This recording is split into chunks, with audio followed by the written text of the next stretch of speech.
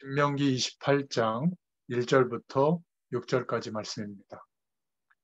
제가 봉독하겠습니다. 내가 내 하나님 여호와의 말씀을 삼가 듣고 내가 오늘 내게 명령하는 그의 모든 명령을 지켜 행하면 내 하나님 여호와께서 너를 세계 모든 민족 위에 뛰어나게 하실 것이라.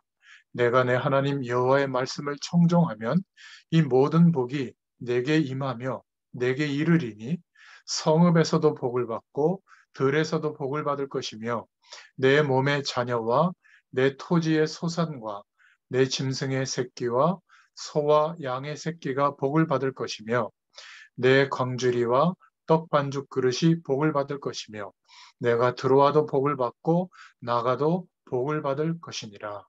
아멘. 네, 오늘 이 말씀을 통해서 복음 회복, 삶 회복이라는 제목으로 함께 은혜를 나누겠습니다. 2022년도에 나의 24, 또 교회의 24, 현장의 24라고 하는 제목과 방향으로 함께 우리가 전체 현장을 두고 기도하고 있죠. 나의 24라고 할 때 어떻게 24시간 하나님을 향할 수 있겠는가? 그러기 위해서 특별히 산업 현장에 있는 여러분들은 기도의 비밀을 가져야 될 줄로 믿습니다. 그리고 말씀의 비밀, 전도의 비밀이 있어야 되겠죠. 내 자신의 인생과 나의 하는 일과 하루의 삶 가운데 세팅이 되어져야 되는데 기도의 비밀 이렇게 얘기할 때는 하나님께서 우리의 인생과 또 은혜 속에서 하나님의 깨닫게 하신 축복 속에서 또 하나님의 방향을 따라 이렇게 기도하기를 원하시는구나. 한 단어나 한 문장으로 기도가 정돈이 되면 이제 기도할 수가 있겠죠. 늘 생각할 수 있고 또 그 방향으로 공부할 수도 있고 또 응답이 오더라도 그 방향으로 연결되어져서 응답이 오게 됩니다. 그렇게 되어졌을 때 기도할 수 있도록 나에게 세팅이 되어졌구나. 기도 24가 아마 될 겁니다. 그리고 말씀의 비밀을 갖는다는 것은 우리가 아무것도 아닌 것 같아도 하루가 시작되는 시간 또는 마무리하는 시간 또는 가장 하루 중에 편안한 시간에 주일날 주셨던 강단의 말씀을 붙잡고 조금 생각하면서 하나님을 바라볼 때 하나님의 말씀을 통해서 우리에게 어떻게 인도하고 있다는 것을 하나님께서 보여주십니다. 그걸 보고 말씀의 흐름을 붙잡고 있다. 말씀의 흐름을 타고 있다. 이렇게 이야기할 수 있겠죠. 그런 내 나름대로 말씀의 인도를 받을 수 있는 그 비밀이 내 자신에게 세팅이 되어져 있어야 됩니다. 그래서 아무리 바쁘더라도 많은 일 속에서라도 어려움 속에서라도 말씀을 통해서 주시는 은혜를 생각할 수 있는 그런 어떤 기도 시스템이 있다면 묵상 시스템이 있다면 말씀의 비밀을 가지고 있는 사람이죠. 그렇다면 이제 우리의 모든 삶이 연결되기 시작합니다. 열심히 먹고 살기 위한 일로 끝나는 우리의 산업 현장이 아니라 하나님께서 우리를 축복하시고 인도하시는 길이 보이기 때문에 오직의 응답이 오게 됩니다. 정말 내가 산업인으로서 왜 이 자리에 있는지 알게 되죠. 그리고 하나님의 유일한 응답이 나타나게 됩니다. 하지만 우리는 여전히 시간과 공간의 제약을 받고 육신의 제약을 받고 있기 때문에 하나님께서 언약적 축복으로 역사하시는 재창조의 축복이 나타나고 보이게 될 줄로 믿습니다. 그런데 많은 산업인들이 뭐 코로나 시국이기도 하고 또 여러 가지 산업 현장의 어려움 때문에 문제 가운데 있을 때가 많습니다. 내가 언약 백성인데도 왜 이렇게 문제가 계속될까?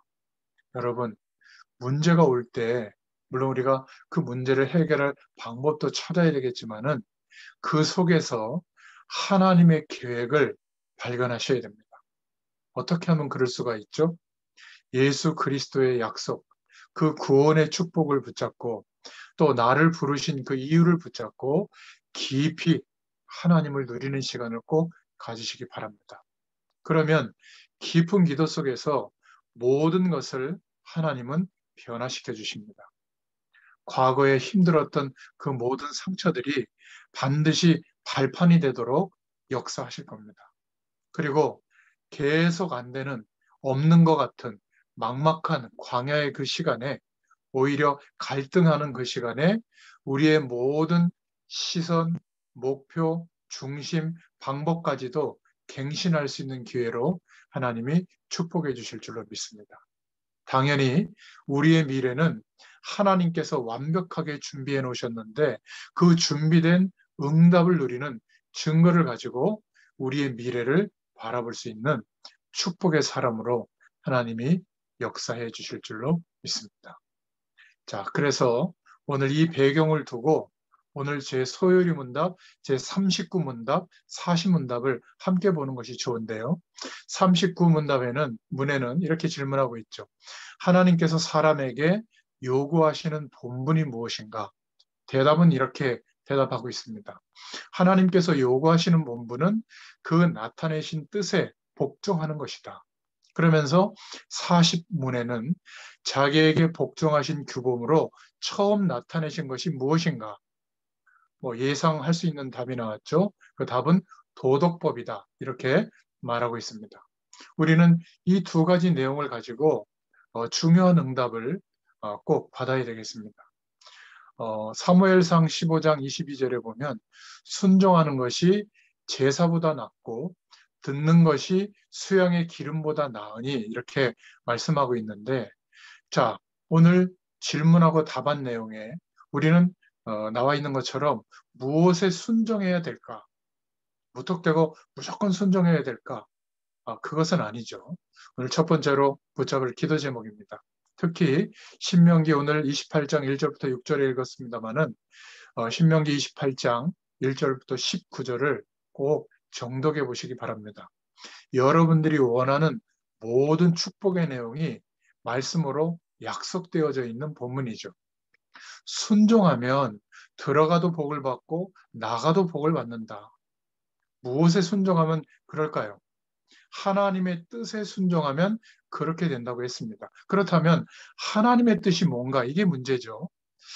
신명기 28장의 이 말씀들은 많이 읽고 여러분들도 이 말씀을 붙잡고 기도했을 겁니다. 이것만 순종하면 들어가도 나가도 복을 받고 밭에도 복을 받는다. 우리의 모든 삶에 하나님이 역사하시는 복을 받는다. 이렇게 약속하고 있죠. 그렇다면 무엇에 순종해야 되는가? 만약 오늘 이 말씀대로 그것에 순종하지 않으면 계속 문제가 온다는 것과 같은 내용이 또 나와 있습니다. 자, 그렇다면 하나님의 뜻에 순종하면 그렇게 된다고 했는데 하나님의 뜻이 무엇일까요? 구약의 모든 내용에 가장 중요한 출애굽의 응답이 나오죠. 흑암 세력이 장악하고 있는 애굽에 완전히 노예 생활하고 있는 이스라엘 백성들을 하나님께서 출애굽시켜 주셨습니다. 이게 중요하죠. 우리로 말하자면 사단과 죄악의 권세에서, 세상의 권세에서 우리 힘으로 빠져나올 수 없기 때문에 완전히 재앙 속에서 노예처럼, 완전히 목 졸린 인생처럼 그렇게 살아왔는데 하나님께서 우리를 그리스도로 말미암아 완전히 구원하셨습니다. 그 구원받은 이스라엘 백성들이 애굽도 그랬고 그 주변의 강대 국가들, 민족을 이뤘던 국가들이, 국가를 이뤘던 국가들이 전부 다 이스라엘 민족이 그 광야길을 갈 때 다 실패하고 죽는다고 했습니다. 그런데 그렇지 않았죠. 하나님이 보호하시고 인도하셨기 때문에 하나님의 축복을 나타냈습니다. 그 증거를 누린 축복의 내용이 새 절기의 응답이죠. 그죠? 우리는 알고 있습니다. 그리고 이제 그 새 절기의 축복을 누리면서 이스라엘 백성들에게 가나안 땅으로 가라고 하나님이 명령하십니다. 가나안 땅, 가나안이 중요한 것이 아니라 그 가나안은 메시아가 올 땅이거든요. 그래서 메시아가 올 땅으로 가라는 것, 이게 중요합니다. 여기에 순종하면 들어가도 복을 받고 나가도 복을 받는다는 것이죠. 여기에서 주의해야 될 것이 있는데 잘못하면 메시아 오실 땅으로 가라. 이거보다는 가나안이라고 하는 지명, 가나안으로 가는, 무작정 가는, 순종해야 된다고 하는 그런 율법이 돼버리는 거죠.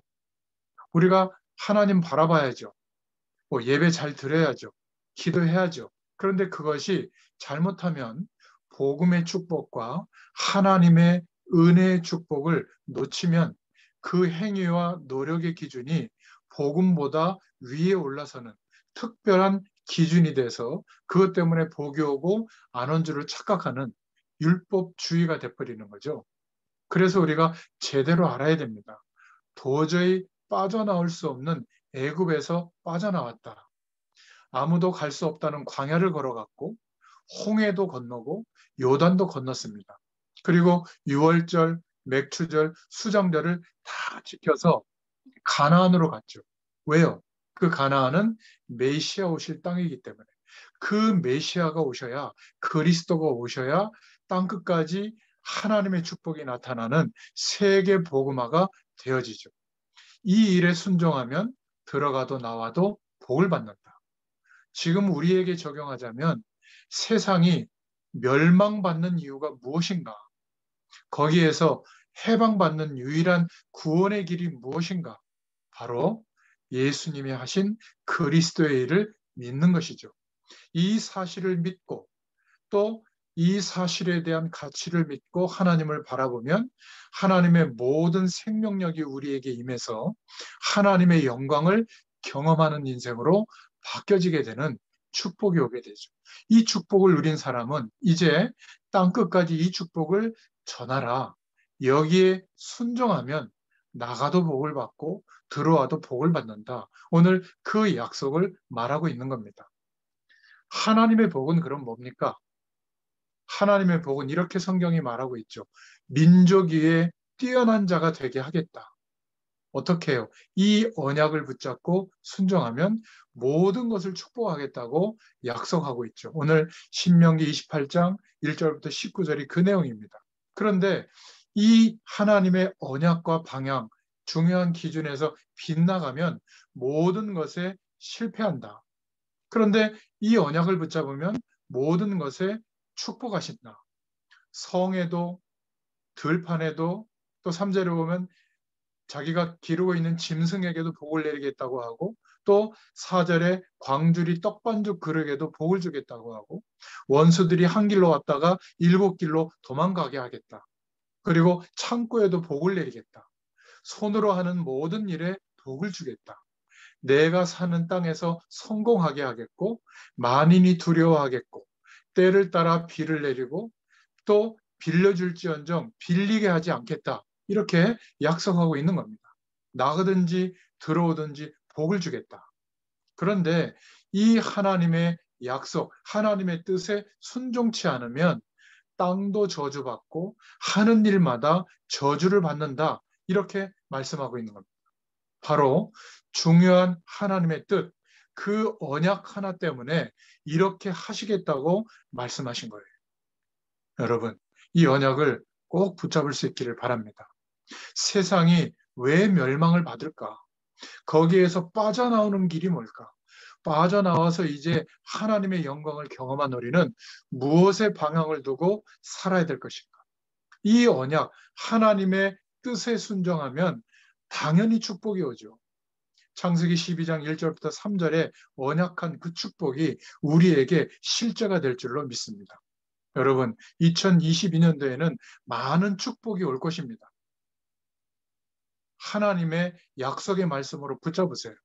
많은 힘을 내야 한다. 그렇지 않습니다. 당연히 오는 축복입니다. 너를 천하 만민이 복을 얻도록 이 복을 증거하는 복의 근원이 되도록 하겠다. 너로 말미암아 열방이 이 복을 받을 것이고 또 너를 창대케 하고 너를 뛰어나게 하겠다. 너를 통해서 후대가 복을 받도록 하겠다. 이런 언약적 축복을 약속해 주셨습니다. 우리는 그 축복의 믿음의 후예이기 때문에 그리스도께 속한 자가 아브라함에게 약속한 약속대로 그 유업을 이을 자다. 갈라디아서에 말씀하고 있는 것처럼 그 당연한 축복을 받게 될 것이다. 하나님의 뜻에 순종하면. 그런데 그 언약을 놓치니까 당연히 축복을 못 받는 것이죠. 그래서 하나님은 하나님을 떠난 아담과 하와에게 처음부터 복음을 붙잡을 수 있도록 약속해 주신 겁니다. 그리고 마지막 때까지 하나님의 이 축복이 이루어지도록 너로 복의 근원이 되게 하겠다. 창세기 12장 1절부터 3절에 언약적 축복을 말하고 있죠. 복을 받는 정도가 아니라 하나님의 복이 출발되는 근원이 되는 축복을 주신 겁니다. 저와 여러분에게요. 그리스도로 말미암아 너로 말미암아 열방이 이 복을 받게 하겠다. 그리고 응답을 받아야 다른 사람이 볼 것이기 때문에 대표적인 축복을 허락하겠다. 너를 청대케 하고 너로 뛰어나게 하겠다. 시대적인 축복을 약속하신 것이죠. 또 너를 통하여 이 언약이 전달되도록 후대가 복을 받을 것이다. 기념비적인 축복을 약속하셨습니다. 그리고 아무도 이 언약적 축복은 막을 수가 없기 때문에 불가항력적 축복으로 우리에게 약속해 주신 것이죠. 무엇을 하면 하나님의 뜻에 순종하면 그렇게 하시겠다는 겁니다. 자, 그런데 큰 두 번째로 문제는 이 두 번째거든요. 사람에게 요구하신 처음 나타내신 것이 뭔가 도덕성이다. 이렇게 답을 하고 있습니다. 이 40문의 질문이고 답이죠. 여러분 이 소요리 문답을 누가 썼는지가 중요합니다. 그 많은 회의를 거쳐서 결국에는 헐버트 파머가 만들었고 웰리스가 저술했습니다. 이 사람들은 종교개혁 후의 사람들이죠. 1617년에 태어나서 한 1703년경에 죽었다고 합니다. 종교개혁 100년 후의 사람들이죠. 여기서 생각해 볼 것이 종교개혁이 일어났는데 복음이 회복되어졌는데 그 이후에 100년 동안 많은 문제들이 일어난 겁니다. 이들은 성경의 선지자들이 아니라 목사들이었죠. 그래서 우리가 여기에서 꼭 질문해보고 우리도 답을 찾아야 되는데 첫 번째 생각해 볼 것은 종교개혁의 축복은 복음과 말씀을 회복한 것이죠. 그런데 종교개혁의 약점이 뭐냐면 반대 의견을 제시하기 위한 내용이 담겨 있는 겁니다. 잘못된 천주교에 대해서 반대하기 위한 의견을 제시한 거죠. 그럼 어떤 문제가 나왔을까요? 그 반대 의견을 계속 제시하면서 계속적인 정치적인 문제, 교권적인 싸움을 계속한 겁니다. 이럴 때 나온 메시지가 바로 소요리 문답이고 오늘 특별히 40문답의 내용의 문과 답으로 얘기하고 있는 겁니다. 정말 생각해 봐야 될 메시지죠. 왜 이런 내용이 나왔을까? 좀 어려울 수 있는데요. 전도자들이, 사명자들이 알고 붙잡아야 될 내용입니다. 그런데 그 중요한 내용을 두고 복종하라고 했거든요. 이 언약에 복종하고 순종하라. 저도 그렇게 말하고 싶습니다. 이 명령에 복종하면 들어가도 나가도 복을 받는다. 자, 그러면 하나님이 요구하시는 것이 도덕성이다. 무슨 말이죠? 이 말은 그 시대가 종교개혁 이후에 약 100년의 시간이 지났는데 그 시대가 도덕적으로 무너졌다는 것을 뜻해요. 그리고 또 다른 하나는 복음에 대한 제대로 정립된 적이 없었다는 그 두 가지 내용이거든요. 이게 문제인 겁니다. 그래서 도덕적으로 무너졌기 때문에 가장 하나님이 원하시는 것이 도덕성을 회복하는 것이다. 이렇게 답을 한 겁니다. 그러니까 우리가 깨달아야 될 내용이 있죠. 뭘 깨달아야 되는가? 이게 바로 종교회의에서 1600년경에 이렇게 결정을 했구나. 출애굽 당시도 똑같죠. 출애굽하고 나왔는데 어떻게 되어졌죠? 언약 백성에게 도덕적 문제가 계속 나오니까 하나님께서 모세에게 10계명을 내려줄 겁니다. 결국 도덕성에 대한 문제거든요. 바리새인들도 똑같습니다. 복음은 약화되고 복음에 대한 내용은 잊어버리고 도덕을 강조하게 된 것이 바로 율법의 내용이죠. 율법은 좋은 건데 그 율법의 내용이 하나님의 약속인 복음보다 예수님이 오셔서 그리스도의 일을 통해서만 이루어지는 모든 세상의 문제가 회복되어지는데 그것보다 율법이 위에 올라오게 된 겁니다. 종교개혁 이후에도 똑같은 일이 벌어지게 된 거죠. 오직 의인은 믿음으로 말미암아 살리라. 복음을 붙잡고 종교개혁이 이루어졌는데 천주교와 반대되는 의견을 계속 제시하다가 계속적인 정치, 교권 싸움, 또 여러 가지 도덕적 타락 이런 것들이 일어났던 겁니다. 그래서 주님이 요구하시는 첫 번째 것이 뭐냐? 바로 도덕성이다. 이렇게 답을 하고 있는 것이죠. 오늘날 교회에도 똑같은 일이 벌어지고 있다는 사실을 기억해야 됩니다. 자, 그렇다면 세 번째로 우리는 그럼 어떻게 해야 되겠는가? 우리는 여기서 제대로 응답을 받아야 되겠죠. 빨리 복음을 회복해야 됩니다. 그리고 이 복음이 회복되기 위해서 기초가 되는 삶을 회복해야 될 줄로 믿습니다. 우리는 복음만 회복하면 된다 하고 삶은 돌아보지 않고 삶을 무시하면 어떻게 되죠? 오히려 율법주의 신앙이나 다른 종교의 사람들이나 세상 사람들에 의해서 지적을 받으면서 우리에게 회복되어진 복음조차도 훼손될 가능성이 많기 때문에 빨리 복음을 회복하기 위해서 기초가 되는 삶도 함께 회복해야 된다. 그 말입니다. 저는 소요리 문답이 성경 말씀이 아니기 때문에 부족한 부분도 있고 오류도 있다고 생각합니다. 또 복음보다 그 시대적 배경 때문에 다른 부분이 더 강조된 부분도 있다고 생각하거든요. 그게 바로 오늘 사신문답의 내용입니다. 오늘날 교회가 복음의 약속은 놓치고 어떤 교회에 움직여지는 어떤 규범, 교회의 방향, 교회의 틀, 교회의 어떤 선한 사업, 또 교회에서 만들어진 어떤 절차들, 아니면 요구하는 도덕적 내용, 이것만 붙잡게 되면 복음의 능력은 사라지게 되죠. 십계명이 나온 것도 하나님의 언약을 놓치고 도덕적 부분에 문제가 나오니까 나오게 된 겁니다. 너무나 맞는 말을 가지고 결과적으로는 복음을 가로막고 있게 되는 것이죠. 이게 바로 교회사로 파고든 사단의 속임수예요. 교회사의 흐름이죠. 그때마다 하나님은 터무니없이 부족한 사람들을 통해서 소수의 사람들을 통해서 바로 복음을 회복시키고 삶을 회복시켜 주신 줄로 믿습니다. 여러분, 복음보다 도덕을 더 강조하고 행위의 중요성을 더 강조한 것이 바로 바리새인 사상의 흐름이에요. 이게 종교개혁 이후에도 계속되어졌고 지금도 계속되고 있는 흐름입니다. 그렇다면 우리는 복음을 회복하고 삶을 회복해야 될 줄로 믿습니다. 이것을 회복하지 않으면, 삶을 회복하지 않으면 복음 가지 않은 사람들에게 시비거리가 되고 율법주의자들에게 이용당하게 됩니다. 우리는 이 복음을 증거하기 위해서 복음과 삶을 함께 회복해야 될 줄로 믿습니다. 자, 복음을 회복한다는 게 뭘까요? 첫 번째로, 복음은 모든 문제의 해결이죠. 과거와 현재와 미래의 모든 문제가 해결되는 겁니다.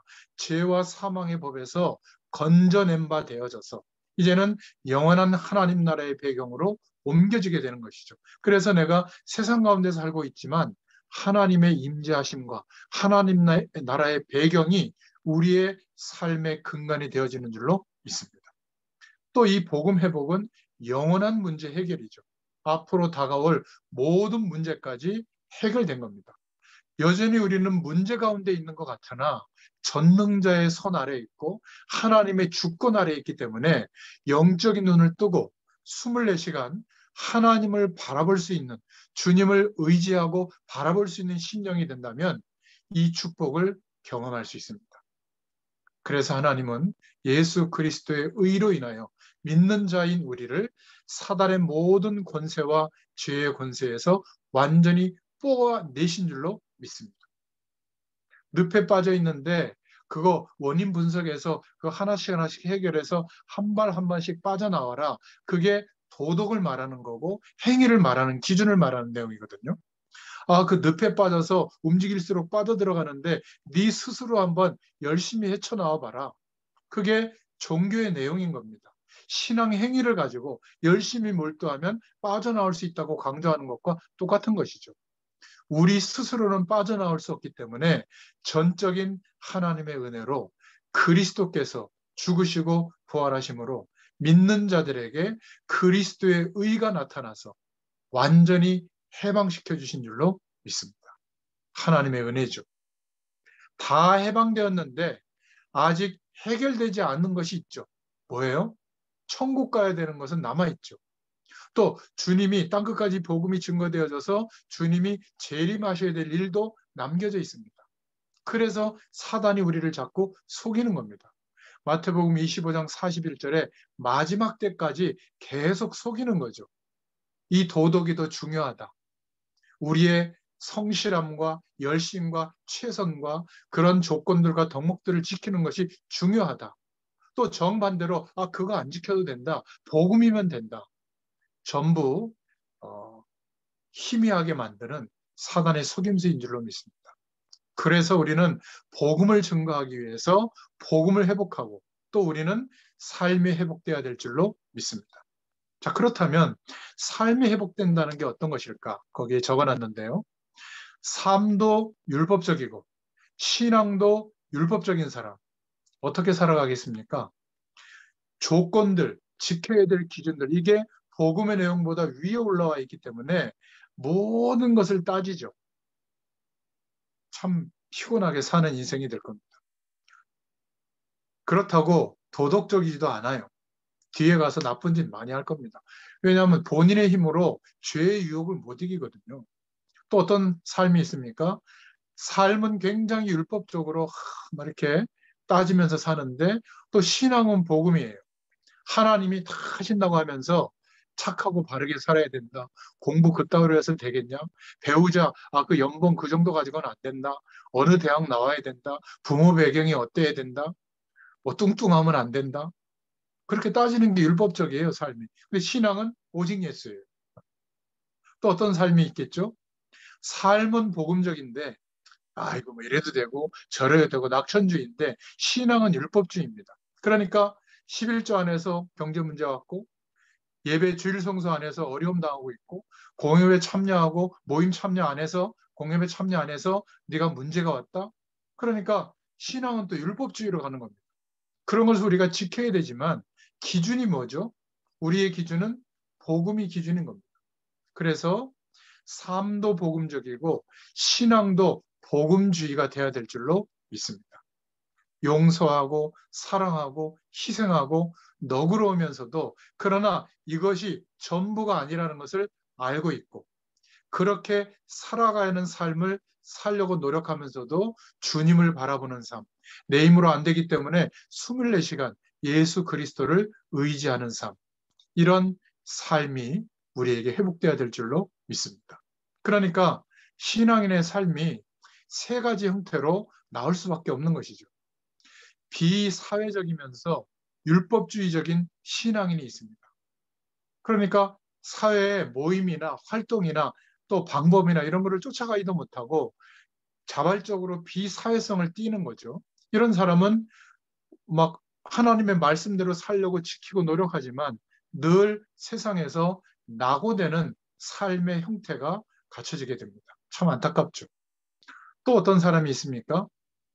여러 가지 사회 모임이나 활동이나 또 여러 가지 사회에서 요구하는 기준들은 다 허용하고 참여하면서 또 교회 와서 신앙생활할 때는 막 율법적으로 신앙생활하는 거예요. 내가 또 죄졌구나.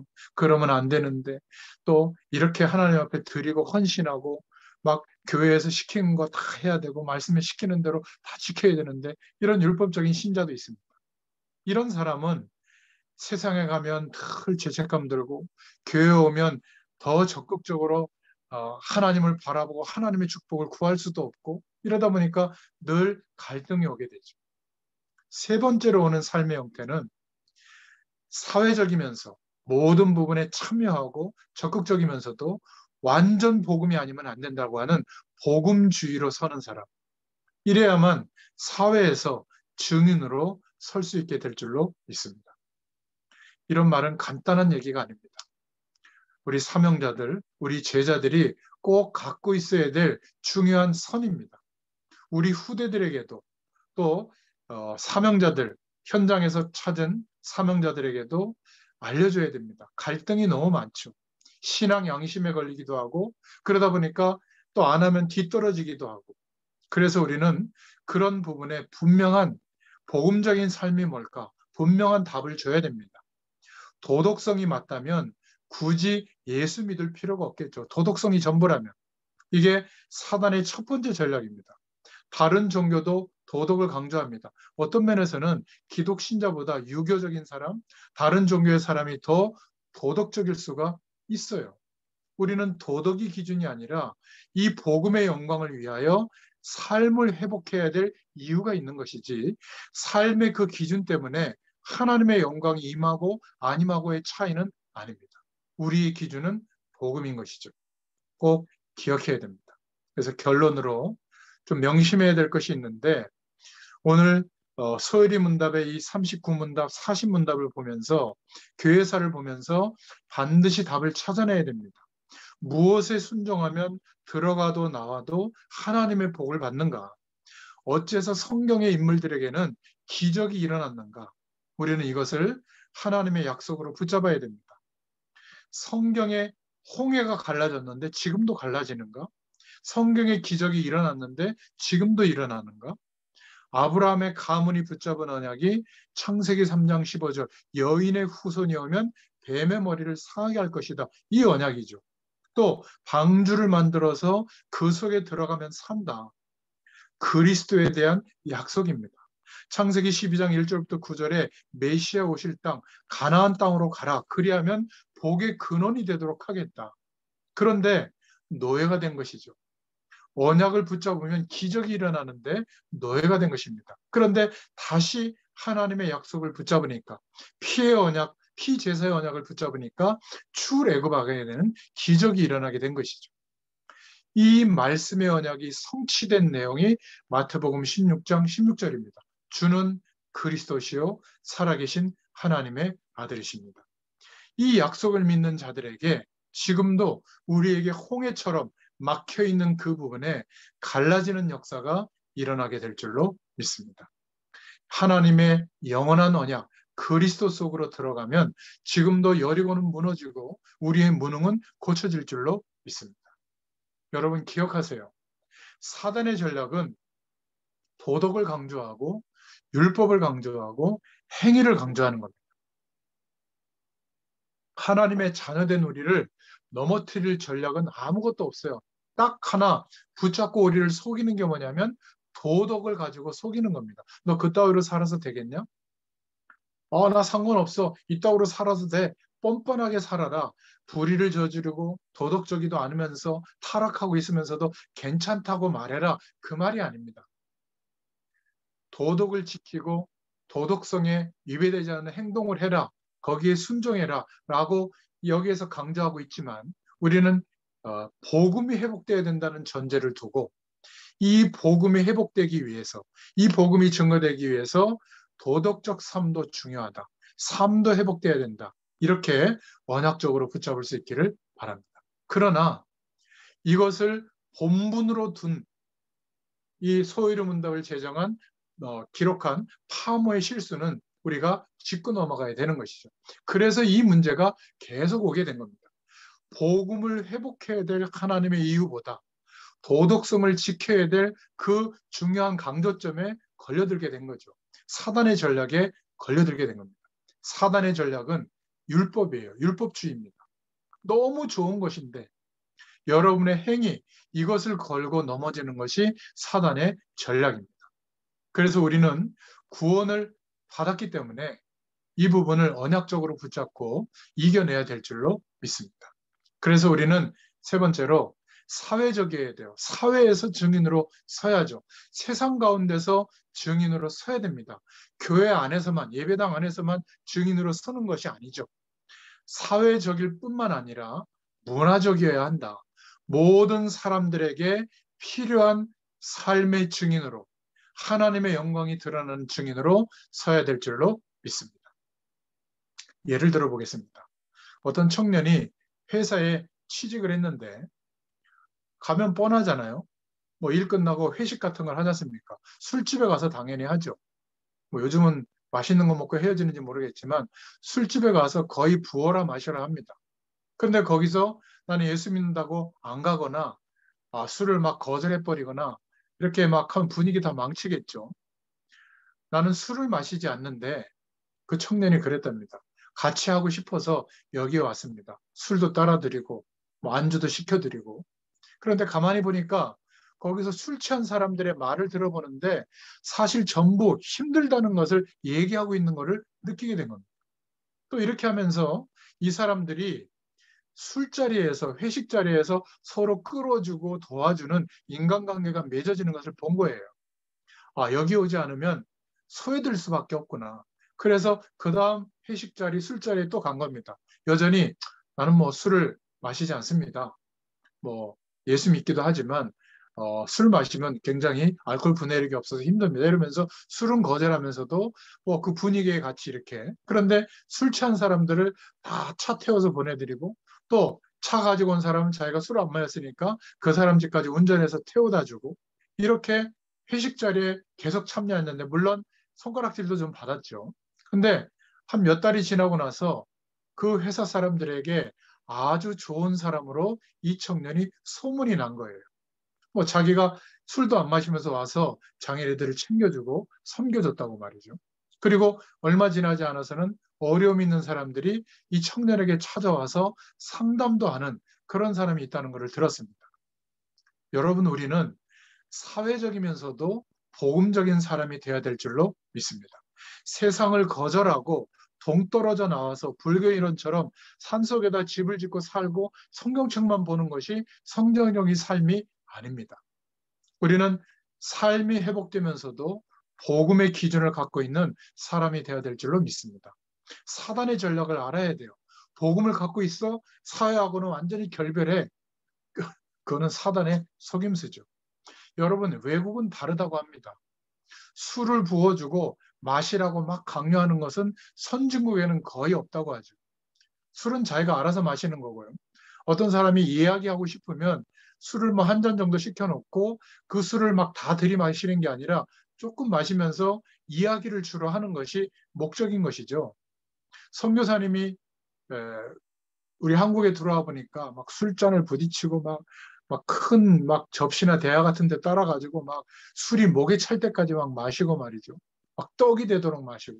초창기 선교사님 보니까 너무 충격돼가지고 온 동네 사람들이 그러니까 아예 교회 율법 안에 술을 마시지 말라고 금을 그어놓은 겁니다. 그런데 지금까지 그 기준이 강조되다 보니까 뭐 회식 자리든 모임의 자리든 어떤 중요한 건배사를 하는 자리든 하나도 하면 안 된다고 생각하고 비사회적으로 간 거예요. 이런 조건들이 너무나 많습니다. 제 말은 뭐 술을 마셔도 되고 뭐 사회적으로 좀 타락해도 되고 그런 얘기를 하는 게 아닙니다. 여러분, 세상 속에서 어떤 것들은 우리가 선택적으로 허용해야 될 것들이 있습니다. 사회성이 있어야 되는 것이지 비사회적으로 반사회적으로 하는 것은 성경적이지 않습니다. 그러나 우리가 세상 가운데 타협하고 끝나는 것이 아니라 타락하고 끝나는 것이 아니라 복음의 기준을 가지고 우리가 인도받아야 될 줄로 믿습니다. 우리는 재해석해야 되죠. 지금 성도들이 복음이 없어서도 안 되고 또 비사회적이라서 안 되고 있는 현실을 바라봐야 된다, 알아야 된다 그 말입니다. 이게 지금까지 기독인들이 걸어온 모습이죠. 여러분 정말 중요하기 때문에 우리 사명자들, 또 우리 랩런트들, 또 전문인들, 산업 현장의 중요한 제자들에게 제대로 이 기준선을 알려줘야 될 줄로 믿습니다. 어떤 것이 기준이 되죠? 우리를 알고 같이 교제하는 사람들이 나를 볼 때, 예수 믿는 사람이구나. 약간 존경할 정도, 인정할 정도의 사회성은 가져야죠. 완전히 문 닫고 빗장을 쳤다고 해서 우리의 신앙이 유지된다면 그거는 고립되는 거죠. 랩런트들이 타락해서는 안 되지만, 여러분들이 타락해서는 안 되지만 사회에 참여해야 하고 그 사회에서 증인으로 서야 될 줄로 믿습니다. 불신자들이 볼 때 참 멋있다. 이 정도로는 보여줘야 될 줄로 믿습니다. 세상 것을 안 하면 영적인 문제가 올 정도로 타락하면 그건 문제죠. 사회에 참여하기 위해서 필요한 것은 할 수 있어야 된다. 그러나 규모를 갖춰야 될 이유는 도덕성을 오늘 말하고 있는 이유는 사단의 전략에 속지 않기 위해서라는 것도 알려줘야죠. 앞으로 우리는 분명한 이 언약을 붙잡았기 때문에 하나님의 뜻에 순종한다면 이 복음이 필요한 이유, 땅끝까지 증거되도록 우리 인생을 여기에 부르신 이유를 안다면 우리에게는 여리고가 무너지는 기적보다 더 큰 기적이 우리의 삶 가운데 일어나게 될 줄로 믿습니다. 이 언약에 하나님의 뜻에 순종하면 들어가도 나가도 복을 받을 것이다. 여러분 기억하시기 바랍니다. 엄청나게 발전했던 노아 시대, 하나님이 없어도 살만할 정도로 발전했던 노아 시대가 멸망의 시대였죠. 엄청나게 부흥된 대제국 로마가 일으켰던 문예부흥의 시대, 인문학적인 시대, 지금도 사상 철학의 기준이 되는 시대. 그러나 그 로마의 역사가 멸망의 역사임을 알려줘야 됩니다. 애굽의 문화가 멸망의 문화이기 때문에 바른 길, 그리스도의 길, 하나님을 바라보는 길을 가르쳐줘야 될 줄로 믿습니다. 이 길을 가는 자에게 기적이 일어난다. 그래서 어떻게 이것을 제대로 내 것으로 만들 수 있는가? 마지막으로 우리가 기도 제목을 붙잡아야 되겠죠. 지금 나에게 문제가 왔다면 기억하세요. 최고의 자리에 머물러 있어라. 최고의 자리에 머물러 있다는 것은 하나님을 바라보는 겁니다. 그리고 하나님이 부어주시는 힘, 능력, 하나님의 언약적 축복을 체험하고 누리는 것입니다. 요셉의 형들의 핍박 속에 있었죠. 그때 요셉은 축복의 시간을 누렸습니다. 하나님은 그때 요셉에게 해와 달과 별이 12 볏집단이 절을 하는 큰 비전을 꿈꾸게 하셨죠. 노예로 갔을 때도 마찬가지입니다. 어차피 성인이 되면 집을 나와야 하고 또 노예하면서 성공하면 될 거 아닙니까? 최고의 자리에 가면 됩니다. 어떤 위치에 있든지 좋을 때든 아니든 영적으로 최고의 자리에 서라. 비전을 이루려면 보디발 집에 인정받고 머물러 있으면 안 됩니다. 감옥을 통해서 바로왕 앞에까지 가야 되거든요. 그러니까 감옥은 비전이 성취되기를 원하시는 하나님이 인도하시는 최고의 자리가 맞아요. 총리가 돼서 끝나는 것이 아니라 총리가 되게 하신 그 이유는 뭐죠? 하나님이 하시고자 하는 일, 하나님의 영광을 드러내는 일이죠. 우리가 어디에 있든지 나의 정체성을 깨닫고 최고의 자리에 서면 됩니다. 그러나 중요한 것은 마음과 우리의 삶의 태도는 가장 낮은 데서 시작하면 됩니다. 하나님은 저와 여러분의 조그만한 일, 조그만한 헌신, 조그만한 사역부터 축복하십니다. 요셉이 노예로 있을 때 하나님은 축복하셨고요. 다윗이 목동으로 있을 때 축복하셨습니다. 지금 여러분의 그 조그만한 일을 하나님은 축복하십니다. 오늘 신명기 21장, 28장 1절부터 19절의 말씀의 언약이 그 현실에서부터 시작될 줄로 믿습니다. 그래서 이제는 중요한 사실을, 영적 사실을 보는 눈이 열려져야 될 줄로 믿습니다.